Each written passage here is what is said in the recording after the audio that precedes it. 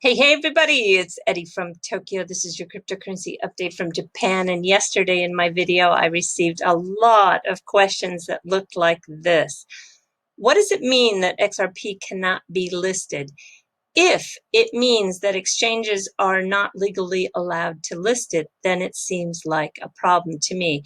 This is all about the OK to custody from New York in the DFS, the Department of Financial Services, but it was not deemed OK to list. Well, let me just tell you what I've researched, and then you can make up your own educated decision here. When we take a look at the list, you can see that there is the coins approved for custody, which XRP is on, and then those coins that are approved for listing, which XRP is not on.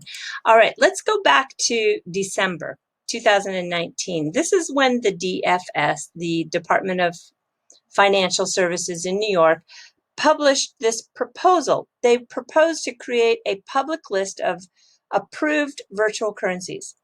And they would do so because it would allow then those virtual currencies to do a self-certification methodology for holders. And this was for those that have been granted this BIT license, the New York BIT license, and also the New York trust companies that have this license. So if you want to do business in New York, you have to have this license. It's a real big, pain. It's complicated. It's expensive. It requires a lot of time to do. Nobody likes it. But Ripple did actually receive New York's first BIT license for institutional use case back in June 2016.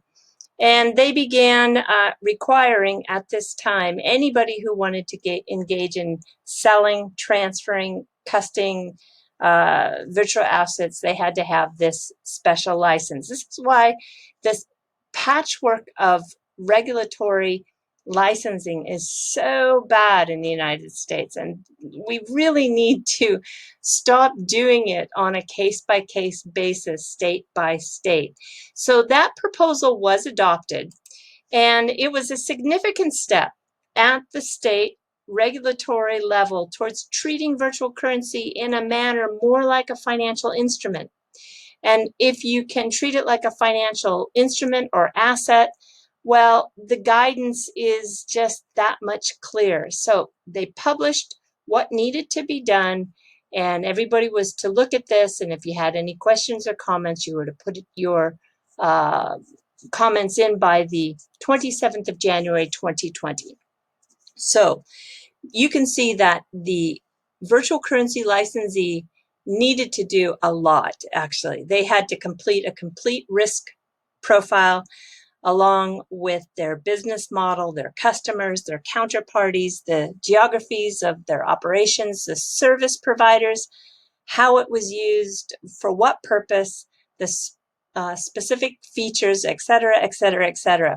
And you can read here, the virtual currency licensee should ensure that, and I think this is where they ran into a snag, under the risk section, before adopting or listing any new coin, the virtual currency licensee should conduct a document of full risk assessment of such coin in a way that is entirely free of conflicts of interest, including the following risk: legal risk associated with any new coin, including any pending or potential regulatory, criminal, or enforcement action relating to the issuance, or regulatory risk, including risk related to compliance with all applicable laws, rules, and regulatory guidance, such as guidance issued by the U.S. Securities and Exchange Commission, the U.S. Commodities Futures Trading Commission, and the U.S. Department of the Treasury's Financial Crimes Enforcement Network, FinCEN. So this is why I keep going back to the article that was written by the general counsel at Ripple, Stu Alderati, and in this article from the 6th of August, you can see here that the key regulatory question in the U.S. today is this: Which assets are securities? The answer to this question matters significantly. So it is my educated guess that this is where their snag is. And I searched for legal comments from firms out there. That there's many articles from many law firms, but I couldn't find one specific article written to the point of XRP only being approved for custody. Now, it just has really occurred, so we probably will have a chance to keep searching for that kind of coverage out there, which I'm sure eventually something's going to be written about it from somebody who has a legal background. But you can see that it's probably this snag. Now, that doesn't mean that they are just in big trouble. No, because any virtual currency entity that does not have the DFS approved coin listing policy is required to seek the DFS prior approval with respect to any coin it wishes to use. So instead of being streamlined with this self-certification, they have to take that extra step. And unless the coin is on the green list referenced below, all right, so or the virtual currency entity has already received the DFS prior approval. So the fact that it shows up on this green list referenced below already, I think it's going to be okay. It's just not getting that self-certification methodology.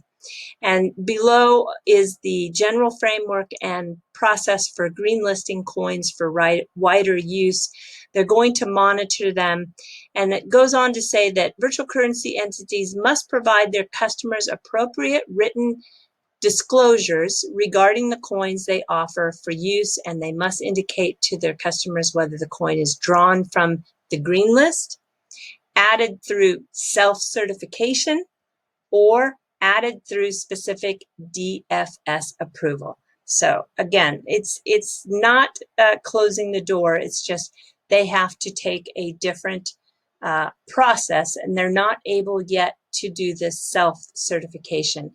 And the DFS may update it from time to time for any reason, including, for example, in response to new information, evolving markets, or additional experience. And this guidance is not intended to address and does not address any such other state or federal legal or regulatory requirements. So you can see it is just specific for New York. So anyway, that's a lot of words to explain to you that in a nutshell, what we need is regulatory clarity on a federal level. All right, I'm jumping to a new story, and this is a little bit different. This is to give you a pretty good update. I think you'll find that it is a good, happy story. So this is a blog that Hodor did. And for many of us, he introduced us to Bob Way. This is the former Ripple employee who was very early in the days with Chris Larson when Ripple was called OpenCoin. And we as a community were so thrilled when he came to communicate with everyone. And he even appeared on some of the YouTube channels. And he organized this group on XRP Chat called the study group. Many of us joined, and we were going to take this very serious level up in education to understand the finer technological genius of the ledger. He was going to educate about 50 or so of us, and we all made this serious commitment to time to do it. And the series of educational study was going to be brought by Bob Way. And then it was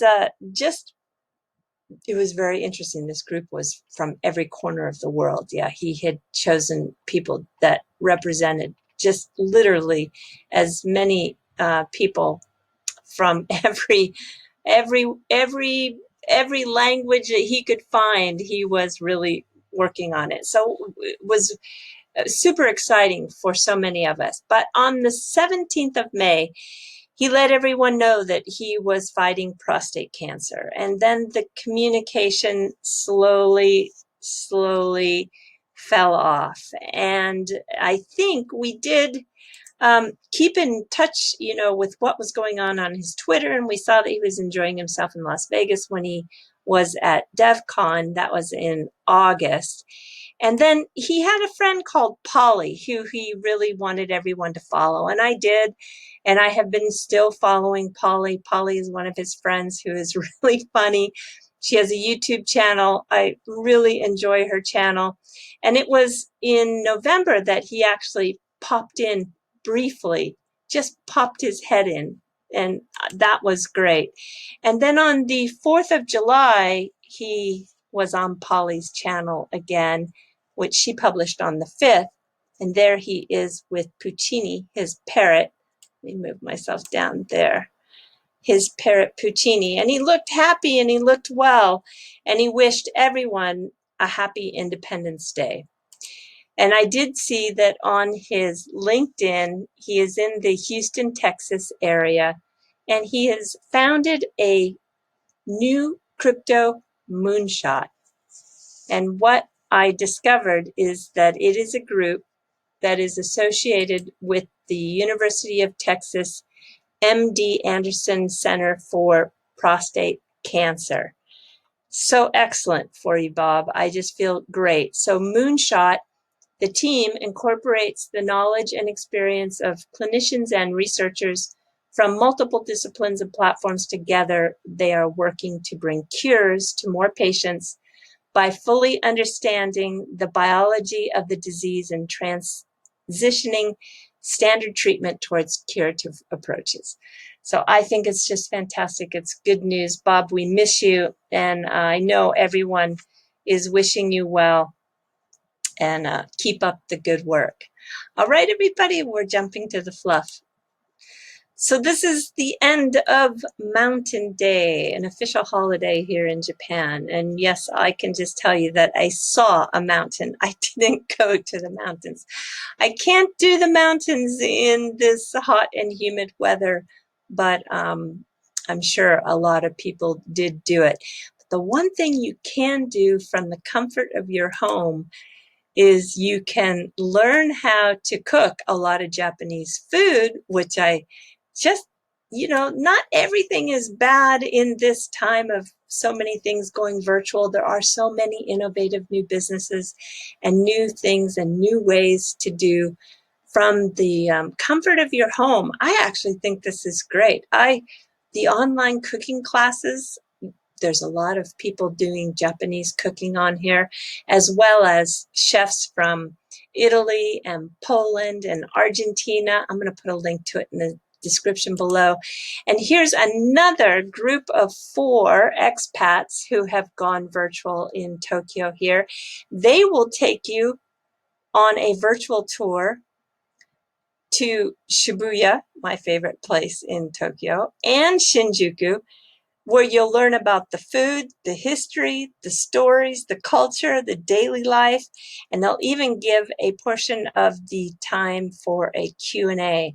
And the team, before they went virtual, they actually hosted over 27,000 guests on foot with their walking tours. So I think they're very experienced. And now that they've gone virtual, you can join them via Zoom, and it's just $15 an hour. Yeah, that's incredible for an hour of someone's time who can teach you all of this. I am going to do their tour because I want to learn some stories that I don't know about. So I'll put a link to their virtual tour in the description below as well. And I hope you do take care. Sayonara for now. Bye-bye.